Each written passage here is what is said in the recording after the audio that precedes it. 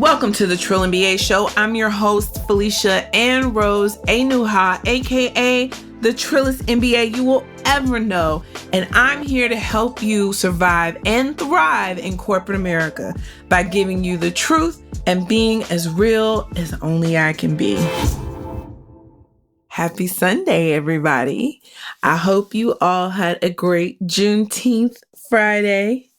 Some of y'all got it off, some of y'all took it off, but understand Black lives still matter, and having a day off to celebrate the fact that slavery ended doesn't mean a goddamn thing. We still got work to do, right? So if you're here because I wrote a second open letter on LinkedIn, welcome. Welcome to the show. If you've never been here, strap up. It's gonna be a ride. For all the rest of y'all that's always been here, you're gonna get, of course, always my complete Black ass self. But today I really want to hone in on sharing my truth, what has been happening with me, and what I'm learning along this journey of finding my voice and not being silent. And y'all, this shit is real. Like, this shit is so fucking real.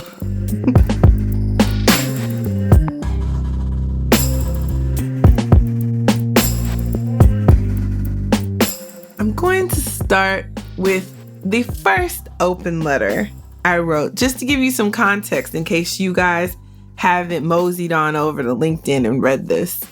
But I wrote an open letter to the Kelley School of Business MBA class of 2021. Now, I wrote this open letter to the whole class, but somehow along the way, the consortium class within the whole class, they had the perception that I was speaking on their behalf. And if you listen to the show and you know me, you know that is so far from my truth and reality. I speak for Felicia Ann Rose Enuha. I don't speak for no other motherfuckers but myself. But in this situation, because I got mad about something and this open letter was the reaction of it, I can kind of see where people would take things the wrong way. And I mean, I can see, right? Like, it's funny. And they gonna be real pissed off now because they told me to keep their name out my mouth. So they about to be pissed when they hear about this podcast episode. Dear God Jesus, well, little kids, y'all just gonna be mad. Because I was fully prepared when the aftermath of this open letter came out. I was fully prepared to be like, you know what? Y'all are hurt. I want to apologize for that. Like, I was fully prepared to do that. But I'm no different than the next bitch. Like, I got pride and ego and everything else. So if you come at me crazy, or I perceive you coming at me crazy, even if that isn't your intention, you're going to get all this smoke. And you're going to get it a lot. And you're going to get it real bad. Because you don't even know about me. Because deep down, I'm a trifling, dirty bitch. You push me wrong. And I don't play with little kids. Okay? So, it's some folks pissed off. And guess what? It's going to be more folks pissed off. As I continue to use my platform and my space in the world to speak my truth and speak on the things as I see them, people going to be mad. And that's just a consequence I'm willing to deal with. I'm somewhat of a polarizing personality. Either you know my heart, you know me, and you love me, and you take me for all of this ignorant shit I give, or you don't like me. But the saddest part is you miss out on all the good parts. And that's okay. To each his own. So now let me tell you a little bit more about this open letter. It's not a game, it's a rich thing.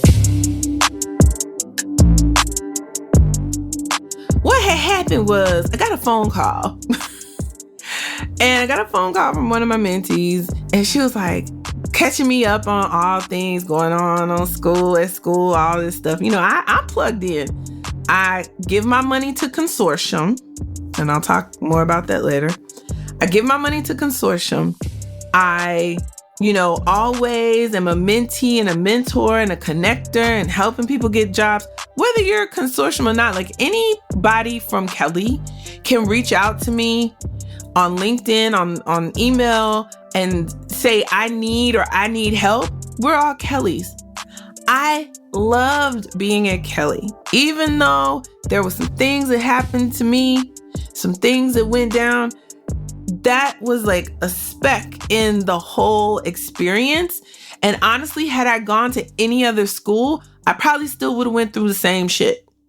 As a Black woman in a predominantly white world of business, you're going to go through some shit. So it's not just Kelly, right? But got this call, getting the rundown, and she tells me about some group me. Now, I'm gonna be real with y'all. It's some conflicting stories, right? But I will say, everybody's saying it's not what you think, or it didn't happen like that, and all this other stuff. But I'm going to stand firm by, I still think it's something going on.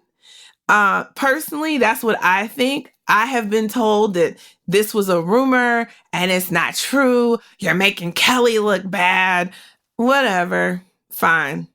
But you can't bullshit a bullshitter. Okay? Been here too long. I was raised by thugs. Understand? Don't let these degrees fool you. So, supposedly this group me doesn't exist. Fine. But the thing was, I got triggered, y'all. I got real triggered because the same kind of shit was happening when I was in school 10 years ago. And I think my anger really came from a sense of guilt. I felt guilty that I had not done enough to fix it when I was there. And I took a lot of flack at school because I was really outspoken. Y'all think I'm outspoken now?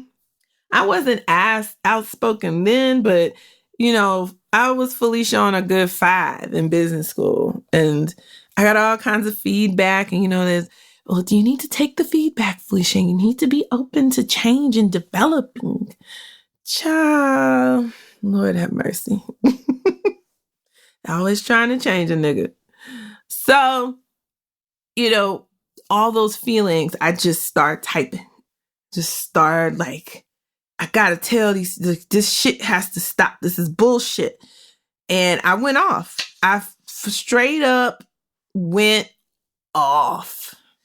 And oh my goodness, the phone calls and the text messages, and then folks saying, my whole Friday was ruined because of you. And I'm like, I got that much power?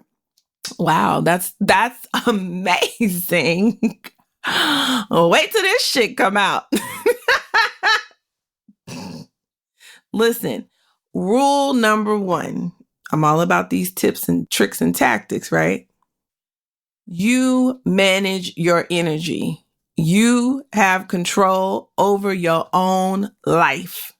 If you start getting a bunch of calls and texts and questions and interruptions, you need to manage that. I had a bunch of people trying to contact me, email me, whatever. I had work to do. I had meetings. I got my work done. I got back to people when I saw fit. Right? So manage your energy. Manage your time. How are you supposed to?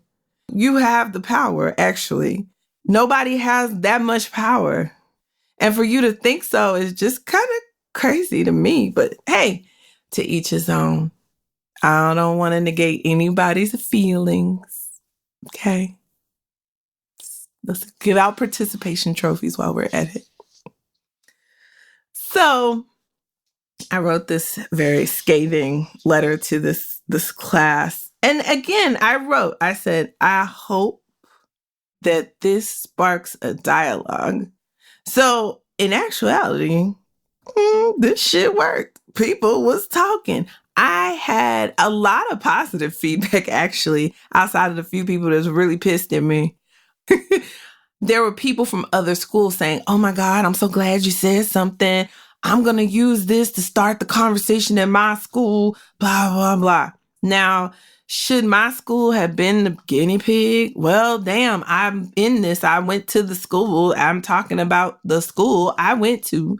I'm speaking as an alum. So sometimes we all take a L, whether it's fair or not. Life's not fair. We don't always get what we want. I mean, I thought I was going to get congratulations.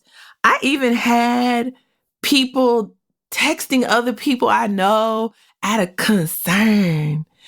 And I'm like, you got my number, girl. If you really concerned about me, you can pick up the phone, you can call. You don't have to text somebody else that knows me and is currently closer in proximity to me to find out, like, did you see this on LinkedIn?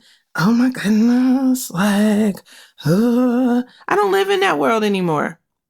If my current employer has any issue with anything I do, guess what? I'm out. It's fine. Somebody else will pay me even more money to do what I do for them, which is make them millions and millions of dollars. Like, that's why I went to Kelly. You can't take that away from me. So fortunately, I'm at a great organization now that actually is inspired by my voice and actually encourages me to speak my mind and my truth. And tip number 2, find an organization that wants to hear you, that values your opinion. It's been a long time coming. And y'all know Harriet, I talk about Harriet all the time. I can talk about Harriet all day. Harriet is the truth. Real talk. I've never had such a supportive manager in my life.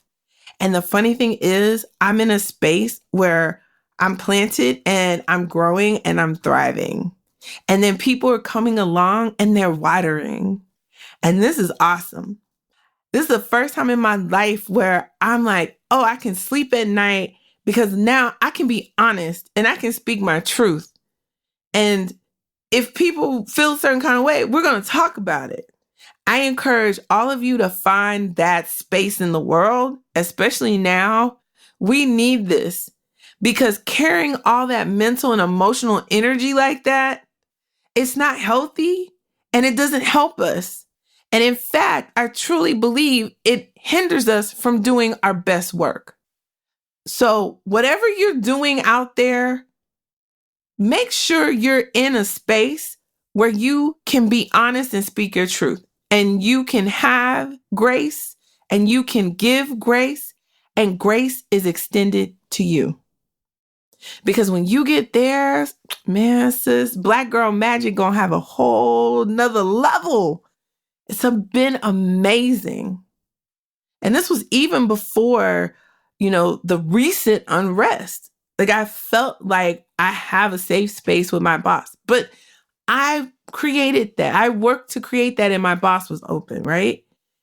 But like, man, it feels so good. So I didn't think twice about my job writing this open letter because, one, I haven't updated my LinkedIn with that information. Right now, you look on LinkedIn, you think that all I do is this podcast.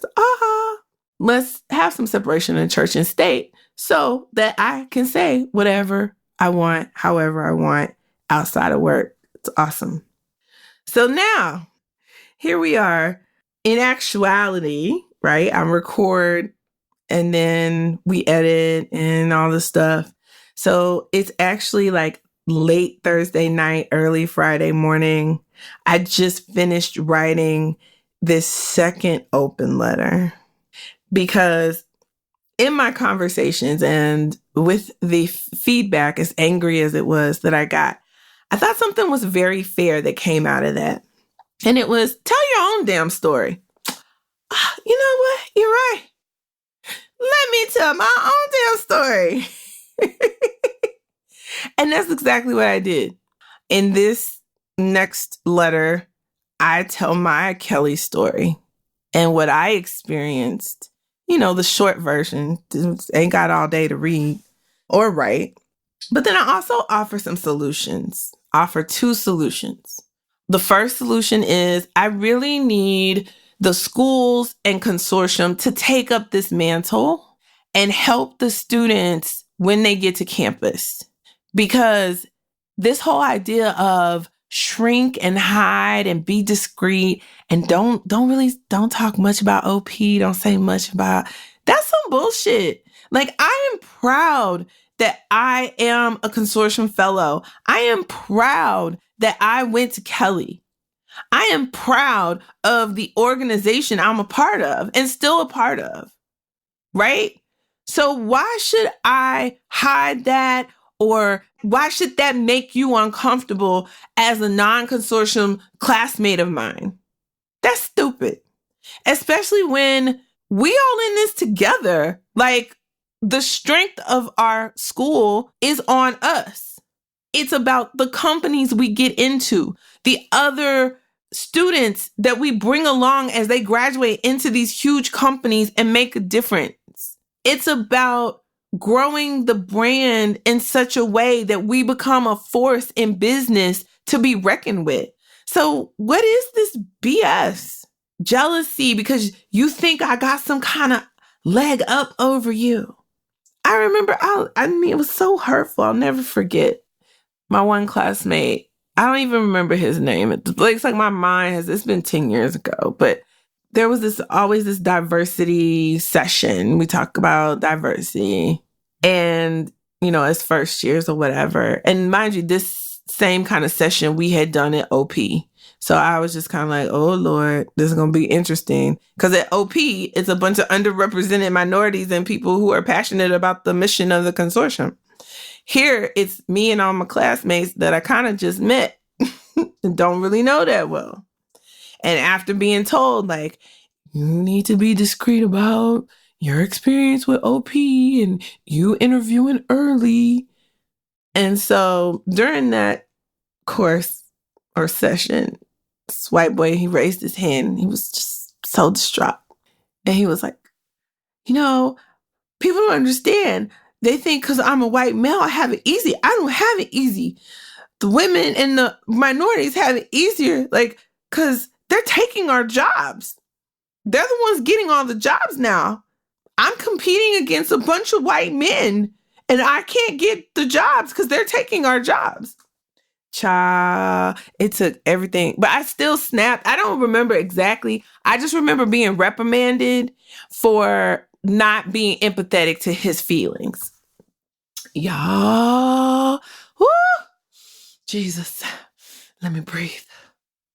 It still makes me mad to this day. Your job ain't your job. You don't own job. Nobody has job. Like, see, this is the crux, the insidiousness of racism and white supremacy. You think everything should be for you because everything has been for you. And the moment that any little thing seems like it's not for you, then all of a sudden it's a problem. And now you are uncomfortable and you mad and you think you're losing. Like, this is so stupid.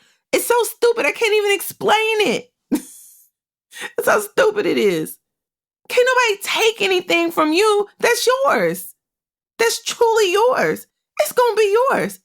And then when I think about it, I know nary one of my white male classmates that doesn't have a job or hasn't had great opportunities and great jobs coming out of our school. You gotta be kidding me. There are many of them that are like VPs now and presidents and running companies and shit. I'm like, you got to be kidding me.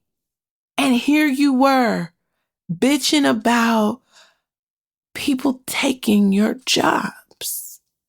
And then to find out that 10 whole ass years later, this same shit is happening.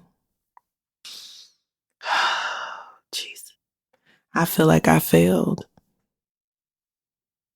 Yeah, I feel like I failed. So, first solution, adults in the room, administration, faculty, all the grown people. Y'all need to get together and figure out how to communicate to the new classes every year. And it should be on the schools, not the students. And in consortium, we need to help them. And it should be a session at OP to say, hey, you shouldn't be ashamed that you should be bold about it. You should be happy about it. We're going to celebrate this because you guys are going to help your classmates. You guys are going to lead your classes. You're going to teach them. You're going to forge the way. You're going to be the ones to make your program better for years to come. You are the leaders. That's what the message needs to be.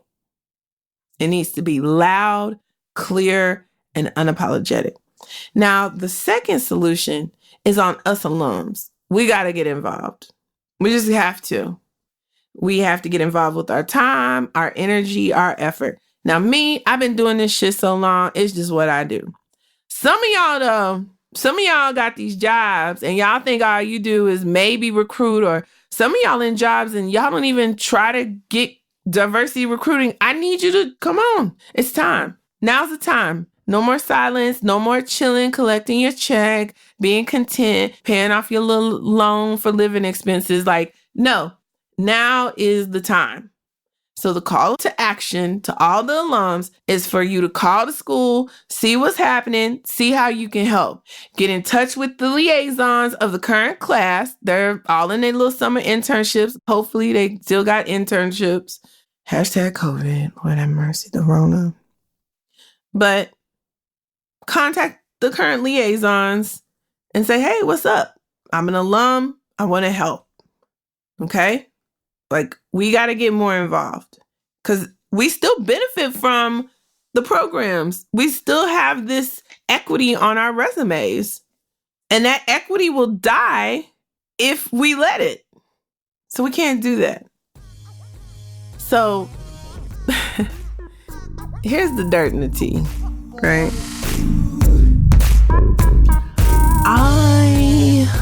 Should I? Yeah, I'm going to do it. Okay. So I give my money to consortium. I used to split it between Kelly and consortium, but I started giving all my money to the consortium because I know that they at least fund like one fellowship. I know, but when I started giving my money and I started realizing, like, okay, where are my money really going? And I'm gonna be honest with y'all, I just wanted my money to go to whoever's blackity, black, right? Here's the deal. I want my money to go to us. So I give to us. And I have every right to do that. And y'all can be mad about that too. But that's what I do. So I give my money to consortium. Now, I will say, though, listen, nobody's perfect, right? There's always room for improvement. I am having a real, internal and external issue with the lack of alumni participation with the consortium. And a little bit of that is on the alums, but a lot of bit of that is on the fact that there has been said, and I ain't gonna call no name. People got mad I called out their name last time. I ain't gonna call no names. But it was said that the alums are not a part of the mission of the consortium. And y'all, I'm so pissed off because we are the mission of the consortium actualized. That's what we are. So how you gonna run this organization and say that we are not a part of the mission of the consortium? There's so much untapped value, but just asking us for money isn't gonna cut it. Like, last year, I got some email out the blue saying donate. I was like, really? First of all, I already donate. Like, what?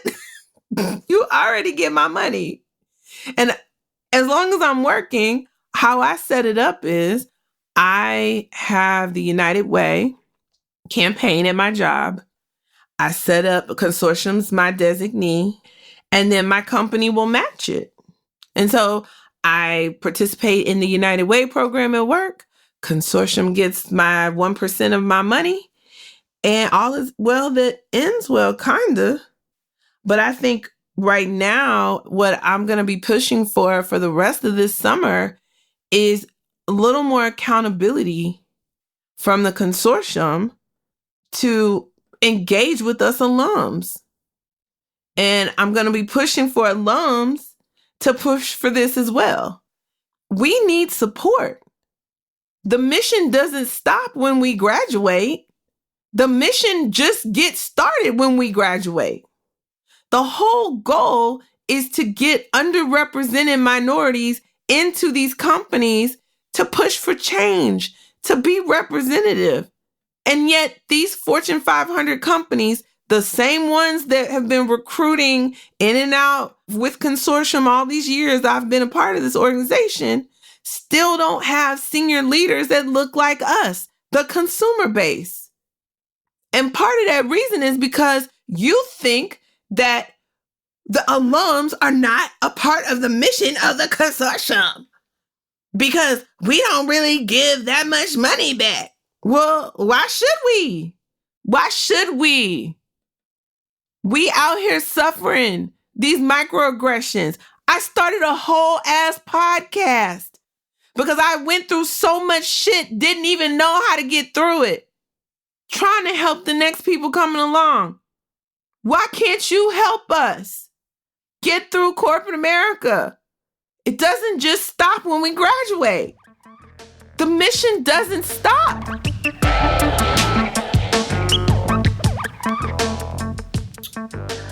So now that I've aired our dirty laundry, I'm gonna go because I gotta go to work tomorrow. I gotta get this to the editor, Chris, so he'll make it sound all good and nice, and maybe I won't sound so angry. And understand this is a work in progress. I'm venting, but I will continue to push for solutions and work with my friends and colleagues in all of these different areas to make this world a better place for all of us. That's what I'm going to do. And I'm going to keep making this podcast. And I'm going to keep bringing y'all these tips and tricks and tactics to help you get through corporate. And hopefully companies and organizations will join me in helping us all be represented or have representation at all levels, including the C-suite at these companies. And no, I'm sorry, the chief diversity officer, yeah, that don't count. It just don't. Like, why is that the only Black person? Like, come on. Why is that the only Hispanic person? We got to do better. We got to keep pushing for better. And now is the time. And people going to be mad. And that's okay. If you're mad, go ahead. Call me, email me, ask@trillinba.com. Most of y'all got my number somewhere. You know, hit me up. I'm ready to talk. I'm ready to, we can go at it. But at the end, we're going to find some solutions, right? We all want the same things, guys. We all want to be seen, and we want to be heard, and we want to be treated like human beings. And some of us don't always get that. And so we need help in navigating and getting to spaces that give us that. So if you're a part of the consortium family and me talking about this made you angry, I'm okay with that. Show me where I lied. Show me where I didn't tell the truth. And if you're mad about the how, go put your energy somewhere else. Okay? All right. I love you guys. Have a great week. Make it awesome. If you're still looking for a job, you're going to get one. If you need to get out of your job, it's going to happen. This is a time to get to fertile soil and flourish. So stay encouraged, and I will see y'all next week. The Trill MBA Show is a Fair World Corp LLC production. Executive produced by Felicia and Rose Inuha. Sound design and editing by Chris Mann with Podshaper. Theme music is Kick Push by Ryan Little. Keep it trill every day, y'all.